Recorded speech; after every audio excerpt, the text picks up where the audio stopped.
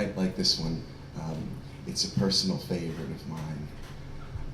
Okay, so I recently went to the bank, you see. Am I right?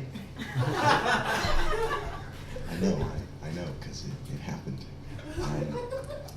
But they told me that I hadn't repaid a loan. I don't know, but I have. I don't know why they would say that. Thank you. Now, here's another thing that really bothers me. Why in every gangster movie do we have to see the main character turning around while driving to the back seat to pretend to talk to imaginary children to avoid getting shot? Why is that a thing? Why is that a major gangster movie motif? I want to see one gangster movie where they don't have that. Here's another thing.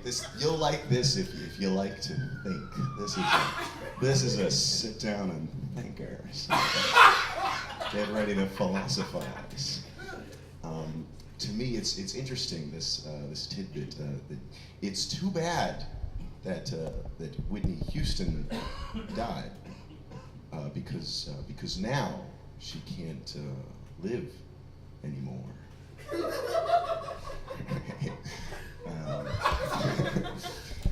Speaking of the gray, I was talking to a friend of mine. He was saying, "No, man, that should have been about Liam Neeson with a wolf in his living room. I want to see him bond with that wolf." And I was like, "No, man, I want to see him bond with a wolf." Have him up there being like, "Hey, so here's an interesting story," and the wolf be like, "Huff, puff, puff. Better not suck or I'll blow your penis."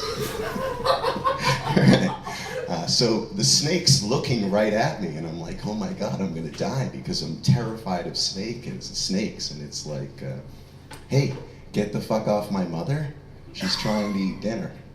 And I'm like, "She can eat just fine. I'm just sitting on her throat, and why does your mother eat dinner lying down on a flat wooden ramp for other people to sit on?" So it's like, that was just a distraction. I tricked you into thinking you were sitting so you wouldn't notice I didn't do or change anything or in any other way exploit your distraction.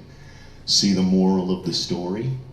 This is why I think it's funny to sometimes lose people's interest and attention. Hey, don't you just hate it when you can't think of any interesting, funny, or insightful observations? Well, this guy knows what I'm talking about. Oh, here's a good one. So y'all ever see two motherfucking concentric circles? Two fucking concentric circles, you dig? And the material inside the circles is the same as the fucking material in between the circles, and it's the same as the motherfucking material on the outside of the circles. You dig? I can't fucking stand it when that happens. How much more time do I have? Okay. Can I do two? Can I do two? Please. All right. Hey everybody, look at this guy. Look at you. What are you, a fucking wizard? You trying to learn magic?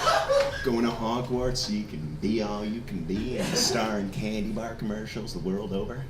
You just want to be made of meatballs, don't you? Is that it? Solve mysteries with your roommates. Yeah, boy, that's what I thought.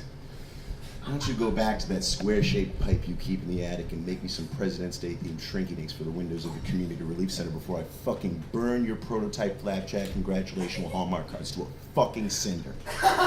Your insurance will mean nothing. Think about that next time somebody else is taking pictures during a show you happen to be on. Can I do one more quick? This is really quick. All right.